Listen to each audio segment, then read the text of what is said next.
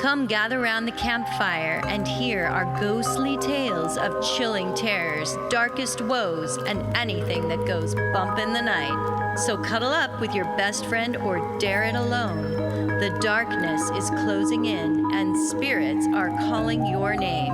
This is Fireside Phantoms.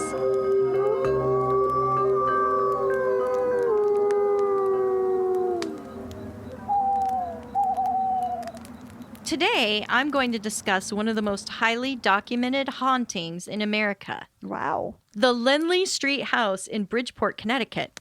Okay. I got most of my information today from the book written by William J. Hall called The World's Most Haunted House, The True Story of the Bridgeport Poltergeist on Lindley Street. I do remember hearing about this story, but it was years ago, and I cannot remember where or how, if it was on YouTube or what, but I do recall hearing about it. And yes, it is very well documented and very spooky. This would be a good scary story, you guys. Thank you.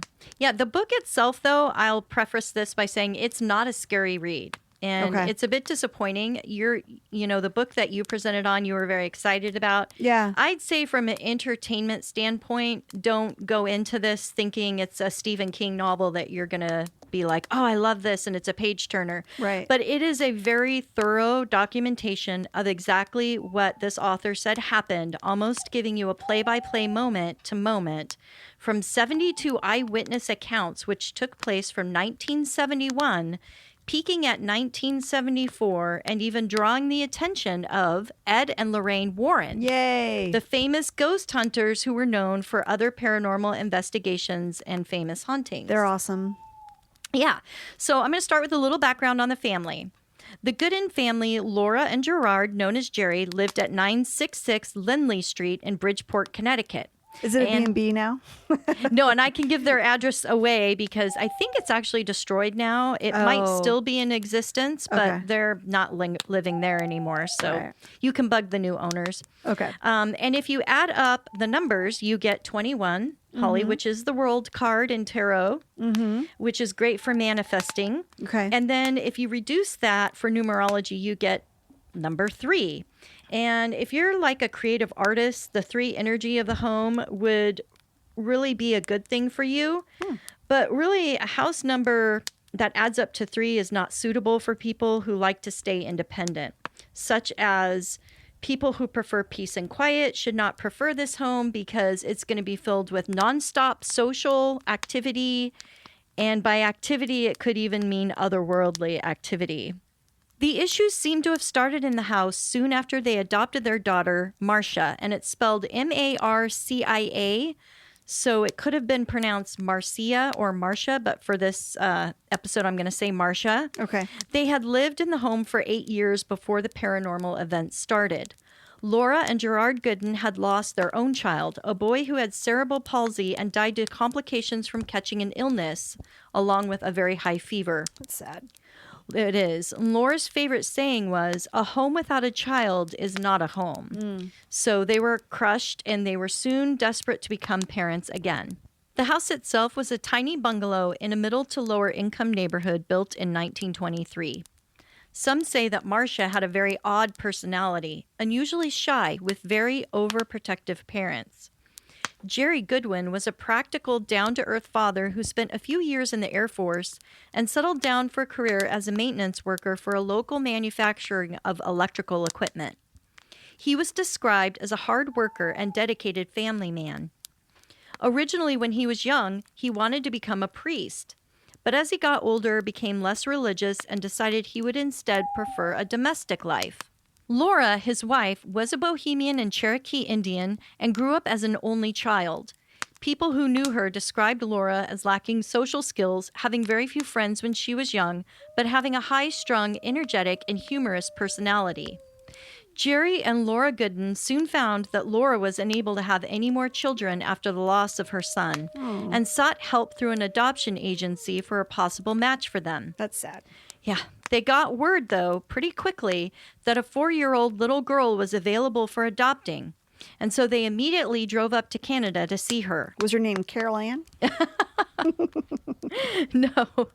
They described Marcia as immediately running over to them for a hug, and it was decided right then that they were all a family. Oh. Marcia was the youngest of a family of 9 children in a tribe from the Seneca Indians. She had already lived through some tough times, and the adoption agency felt the Goodins were a natural fit because of Laura's heritage. Like her mother, Marcia also seemed to lack friends at school, and due to Laura's overprotective nature, very rarely was allowed to have friends over or to even visit other children who lived in the neighborhood. Well, it doesn't help her make new friends, does it? No. In 1974, just as school started, a young boy caused injury to Marcia by punching and kicking her so severely she had to seek care from a doctor. Marcia ended up having to wear a supportive back brace most of the day to help support her movements and healing. Fearful for her safety, the Goodins pulled Marcia out of school for home tutoring and would not allow her to return. I don't blame them. That's terrible. I know it is, and I specifically mention all these details because this particular haunting was written off as a hoax, perpetuated by the young daughter, Marcia, who was only 10 years old at the time of this activity. Okay. But the author firmly believes this is not the case and that the full account and details of the haunting needed to be told. Okay. The Warrens, who were called in to investigate the nature of the Lindley House activity, concluded that these hauntings were of a demonic or poltergeist nature. Okay. Yeah, I was wondering about poltergeist because a lot of times with children that are just coming into puberty, poltergeist activity tends to ramp up. Right. Right. And they describe 3 stages of these types of hauntings. The first is infestation. That is when the spirits are annoying, right? Just the little things, your car keys are moved. Right. Light cords are put above. Yeah. The next stage is oppression, where the entity tries to frighten and intimidate the inhabitants of the home. Usual reports involve knocking, 3 times especially. Oh, you think just like me, Holly. Let's do it, though, together. Okay. Yeah. There it is. Perhaps seeing and hearing unworldly voices or shadows. And in this stage, the last stage is possession. And we all know what that is. Yeah, it's when there's another entity inside your body and it's taking over your body and you're acting like Very good, demon Holly. instead of yourself. Yeah. A lot of times people can't tell the difference between me and the demon that possesses my body. We come off as the same type of person. So it began very subtly right after Marcia was adopted, described just in these stages by the author. Small items were moved and lost, only to be found in the same place a day later. In 1969, the Goodins had made friends with a couple who met several times a week to play cards alternating between homes. Their daughter, Rosemary... Rosemary? Was around the same... Hi, Rosemary! It was it Rosemary or was it Rosemary? I don't know. Let's say how's Rosemary. How's it spelled? Rosemary. Rosemary, maybe. Rosemary. Because my sister is Rosemary. With a Y. Like the herb. Okay. Thanks for differentiating that. Yeah.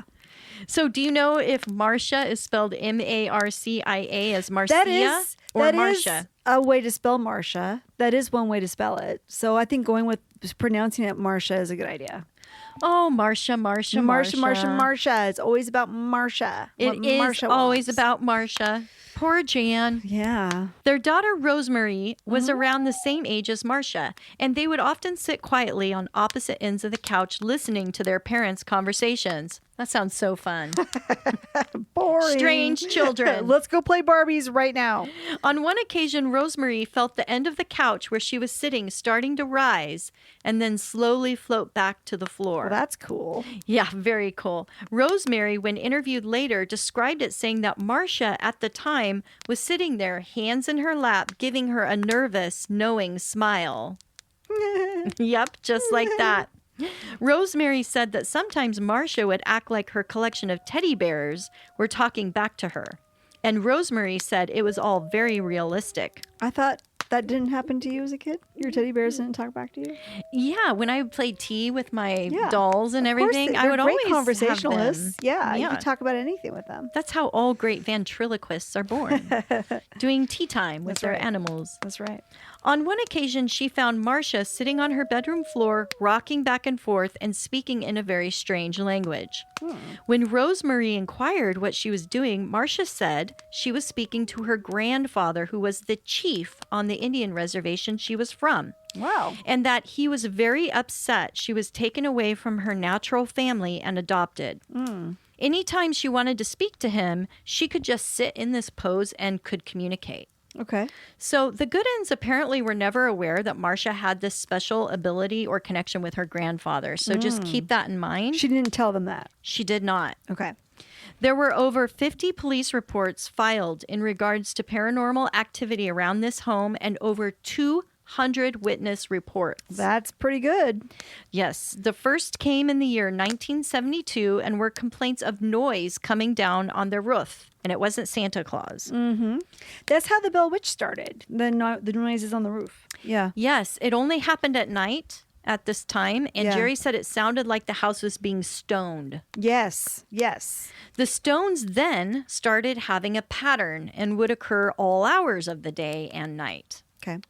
They then decided to call the fire department, and all kinds of maintenance workers were called in to check out the house just to see what the source might be, but nobody could find anything wrong with the home. Besides, the noise also seemed to be coming inside the home, too. Huh. But then more crazy events started to happen. Laura heard 3 knocks at the door. But when she went to answer, there was Come no... and knock on my door. That's what we should be doing. It's a I've little been too waiting for happy. you. It's a little too happy song for this demonic haunting. And the demons are hers and his, three's company too. Woo, you actually are doing quite Well, I try to okay. make it more evil by putting the word demon. Oh, in. yeah, there you go. Okay. Okay, so Laura heard these 3 knocks at the door, but when she went to answer, there was nobody there except wet footprints on the front porch. Oh, that's cool. You know why this is unsettling? Why? Because there was no source of wet weather that day. No. Creepy. See, if that was in Oregon, then nobody would question it. I know. That's why I had to put that in. That's It'd be like, oh, yeah, that's typical. Doors started opening on their own. Chairs were moving, and even a window shattered from the inside out. Oh. And for some reason, curtains were especially offensive to the entity. Curtains. Okay. Yeah, because repeatedly the curtain rods were torn down, and anytime they tried to put them back up, they were just immediately ripped down again. Oh, weird. The family started just hanging out together in the living room, frightened by all that was happening. So most evenings they would just try to drown out the noises and ignore what was going on by turning on their television and watching Three's Company together. Good for them. Come and knock on my door. I've been hunting for you. Do, do, do, do, do, do. Of course, the more they tried to tune out the interference, guess what happened? It got worse. Yes. This is just like how the Bell Witch, they try to ignore it the whole time and it just got worse. It's and like a worse. bratty kid Yeah. needing attention. Yes. One day, they heard the kitchen cabinets opening and all their dishes were being hurled one by one out of the Wow. cabinets, breaking on the floor. You can't ignore that. No. Laura had just come back from grocery shopping and she watched as the table levitated and the bag of groceries she had set down was lifted high up, flipped upside down, and everything dumped out. Then she went to her refrigerator and opened the door, and there was a man and a voice that said, Zool. Where does that come from? Ghostbusters. Oh my God, that's Remember? right. Yes. Zool. Zool. And then her eggs started cooking on the And they were countertop. frying. Yeah. Well, it's amazing that you said eggs because that was my next sentence. Ah, yay. Eggs. Eggs. Instead of frying, they were flying. Wow. Knives were being thrown. It's always knives being thrown. Yeah, they hurt. Silverware. It's just always going crazy. I can't imagine if you walk into that situation and it's the 70s and there's not a lot of information out there about ghosts and hauntings and paranormal stuff and you're watching this, what you're thinking. Like, what would you be thinking? Like, what the hell is going on in my house? I would just run. Yeah. I probably would just run out of the house. So freaked out. And if that wasn't enough, their 300-pound refrigerator. Oh my God. Didn't open the door and say Zool, but almost. It started shaking and rising up from the floor, Wow. and then they all saw it twist a quarter turn before lowering itself back down. Wow. This time, the activity caused injury, as also the family's 23-inch TV came crashing down on Laura's right foot, breaking 2 of her toes. Wow. After this incident happened, Marcia was no longer allowed to be left alone. What was that? It's the poltergeist! It's our dessert plug. It's knocked stuff off of our table. It was just a matter of time before they found us. It was just me. I just pushed it over. After this incident, Marcia was no longer allowed to be left alone, even as she went to the bathroom.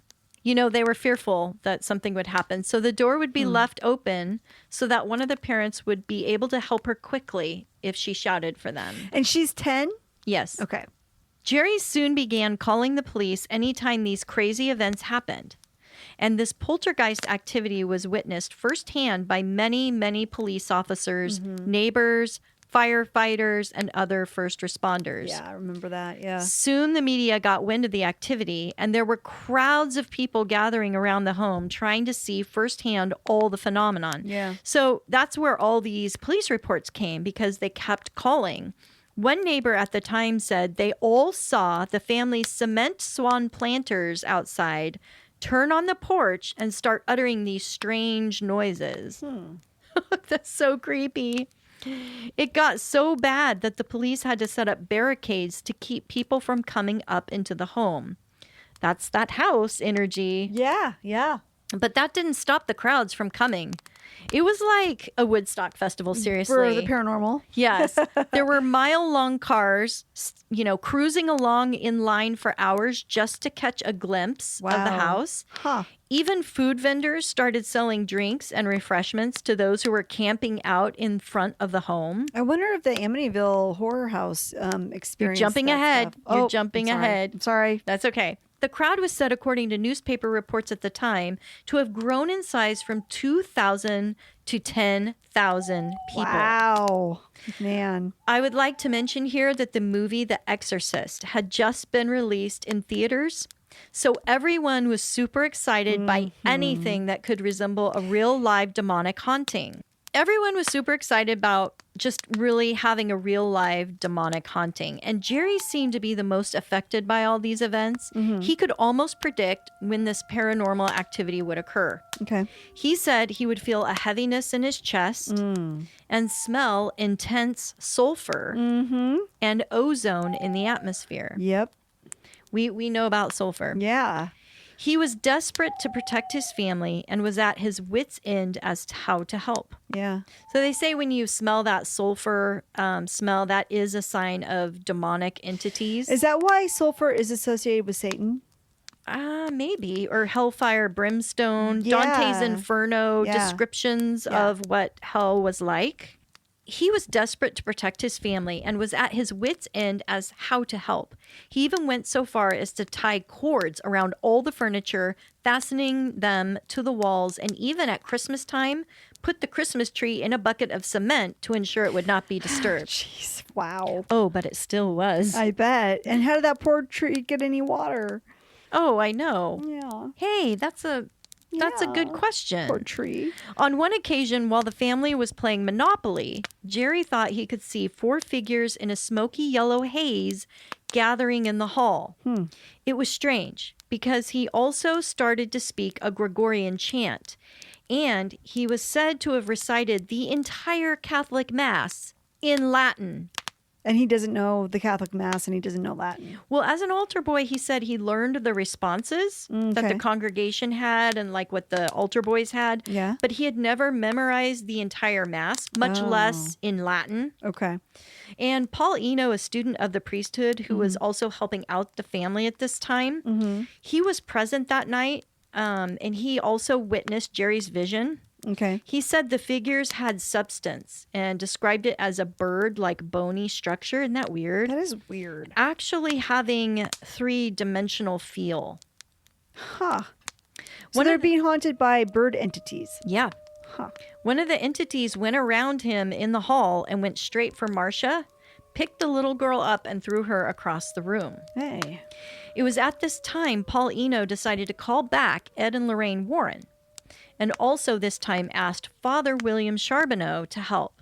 Father Charbonneau decided to say some prayers and use some holy water to bless all the parties that observed the activity. But he also warned that this activity would probably get worse, not better from what he did. It always seems to kind of aggravate the spirits. Yeah, it does. And while all this was happening, the occurrences outside the house with the crowds were presenting to be just as dangerous.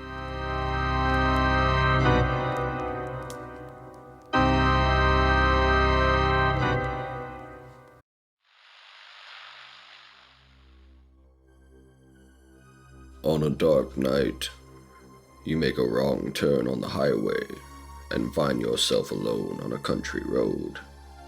You're unnerved, but the road is too narrow to turn around.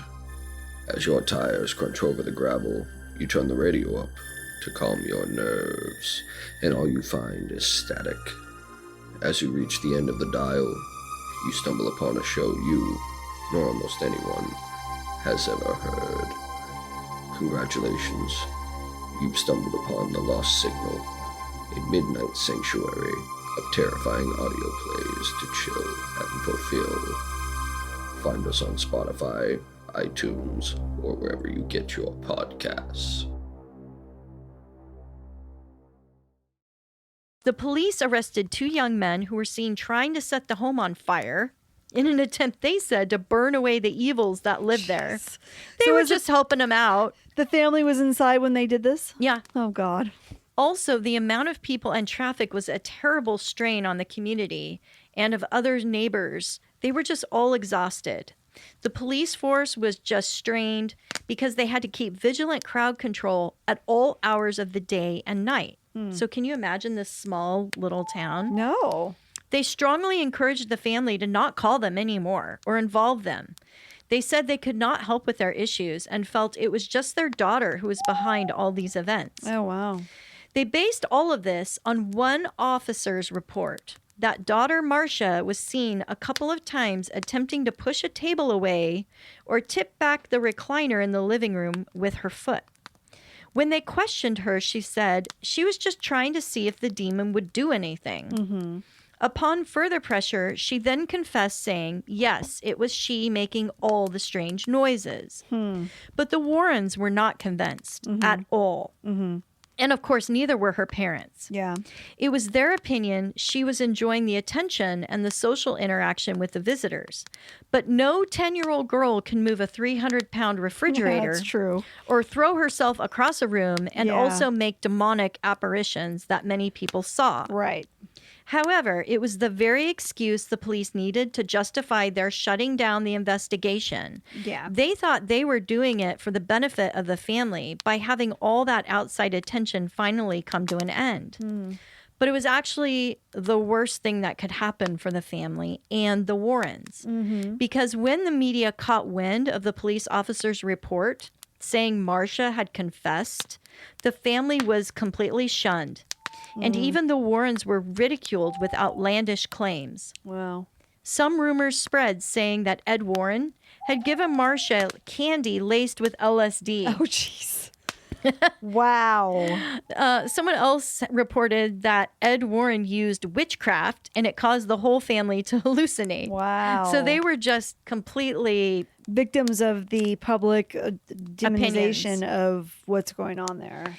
Yeah. It's amazing how people will just run with things and not knowing all the facts of a situation, but the media tells them to think something and then just go with it. No one stops and questions anything. It's very sad. Yeah, it's just mob mentality. Mob mentality, yeah.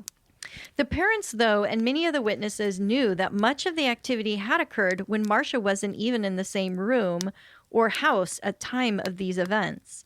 But regardless of these facts being well known, all the media sources published their top headlines calling the whole thing a hoax and blamed this little girl. Jeez. The family was ridiculed everywhere they went. The workplace was very difficult for Jerry. It was decided around the Christmas holiday that they would enjoy some time away to spend a long day over the weekend in New York, attending a different church and enjoying a fun time. They were at the time staying at a relative's home for a couple of days as they were fed up with everything. When they came home, though, to pack up for the trip, they saw that their Christmas tree was knocked down. The one in cement? Yes, and the star was sawed off of the top of the tree. Sawed off? Wow.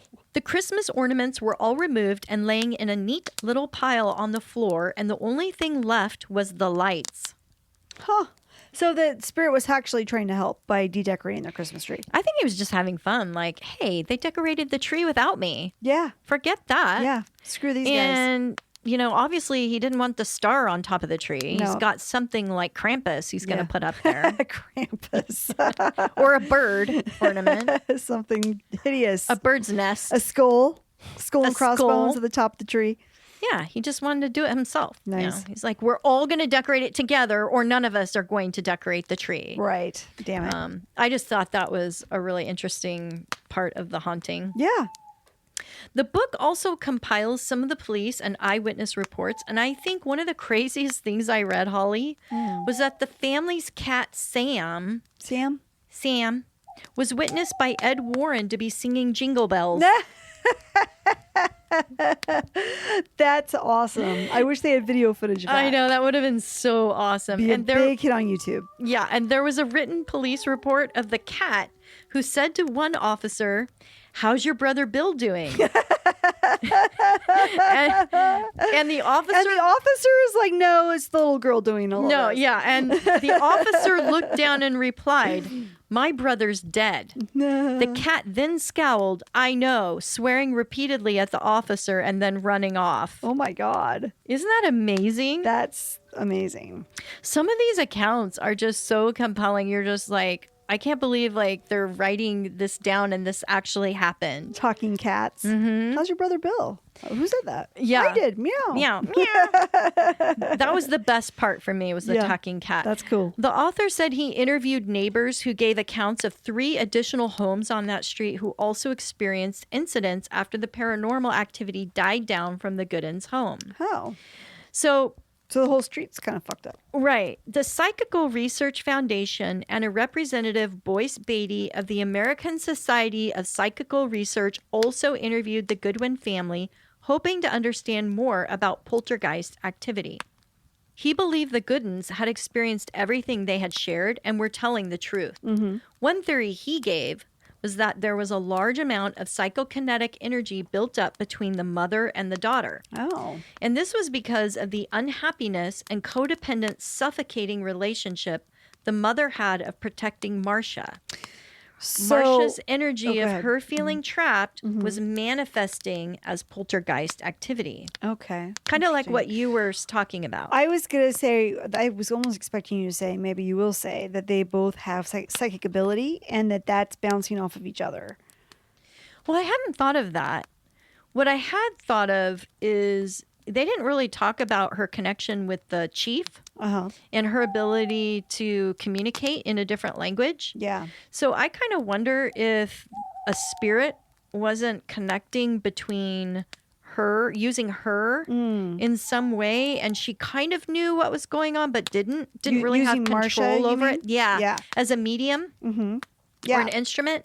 Yeah. But I don't think Marcia was purposely trying to do anything. As a matter of fact, there were certain descriptions of her being very terrified. Yeah, I don't think she is either, but it sounds like she is open and has abilities. Yeah, and I Yeah. think you're right. I think her mother might also have that. So it's just like a transferring back and forth. Yeah, I mean, maybe they're bouncing. They both have a lot of psychic energy, and they're just bouncing it back and forth. But like you said, the mother was suppressing the daughter too much to the point where her energy was exploding in other ways. Yes. Yeah, that could also be what's going on. And Jerry really is an empath, I think, because he was able to pick up the energy from the poltergeist before the Right. before the That's incidents true. would happen. He would feel it and So know it was going to happen. the whole family has got abilities. They do. Yeah. On January 10th, 1975, a for sale sign was posted up for the Goodins' house on Lindley Street. The family found it was impossible to live in the home or work in the city anymore. Yeah. The listing price was $31,500, but after a year of sitting with absolutely no offers, Right. Zach, where were you? Yeah, Zach. You should have bought this house. Should have bought the house. Yeah, he would have.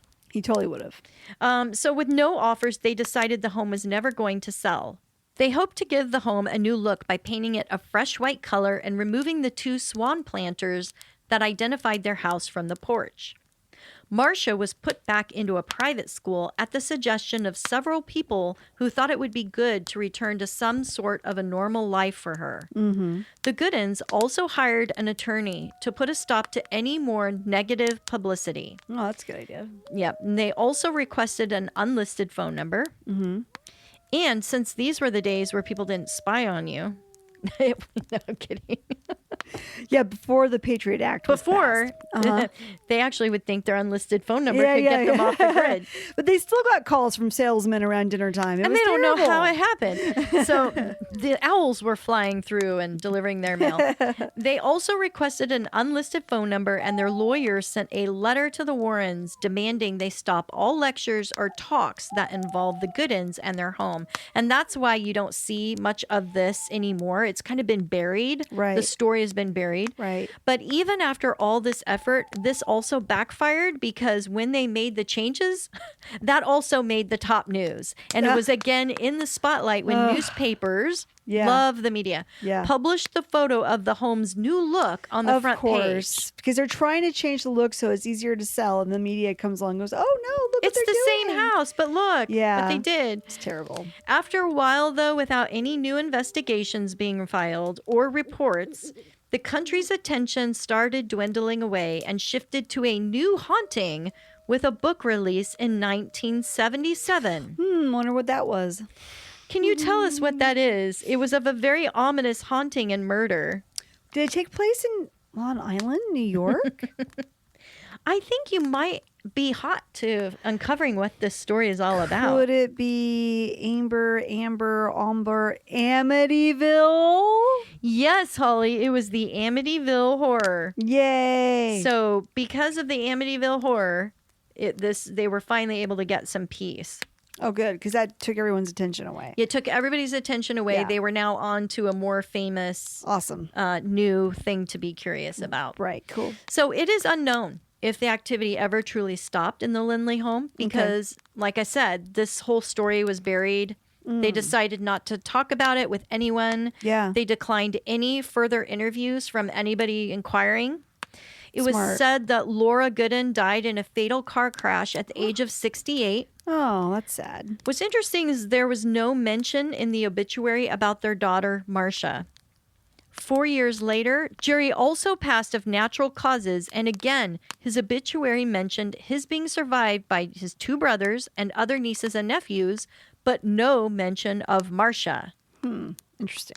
So at the time of writing the book, the author wrote, the only piece of information regarding Marcia was a holiday card from the Goodins to a family friend in 1980, when they said, Marcia is determined to find her own parents in Canada when she turns 18. Huh.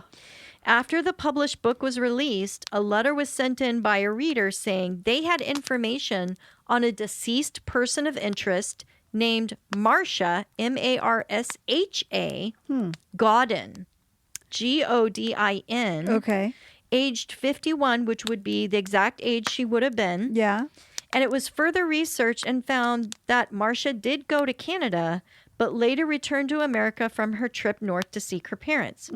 She had suffered from both epilepsy and multiple sclerosis as she got older, and she did pass away from her illness. Oh, okay. Okay. So Marcia Goodin was indeed Marcia Goodin. Okay. And this is sad. It was said nobody wanted her ashes. Oh. Anybody that was left. Were her parents survived. still alive at that time, her adoptive parents? I don't know. I don't know about that, but Okay. nobody wanted her ashes. So the author, Yeah. Bill, volunteered to keep them. And like I said, some reports have said the house has been destroyed, but I don't know because there were also reports that in 2015 it was still standing. Oh, weird. So that's why I put the address out there, yeah. because those of you who don't think Google Earth is accurately showing you the right stuff, you can actually go there and see for yourself and report back to us if it's there, Okay. if it's standing. Did you look it up on Google Earth yourself? No. No. Screw it. Screw it. Who has time for Google Earth these days? Yeah. You know what? I'm not good with Google Earth because Google Earth, I'm not patient enough. You know, like how it has to focus and focus and focus and get down. Yeah. And I'm waiting there. I'm like, and 45 minutes later, you're like, you know what? like, Screw this. I have things to do. Yeah, you got a busy life. Yeah, I have demons to conquer. That's right. Inward and outward.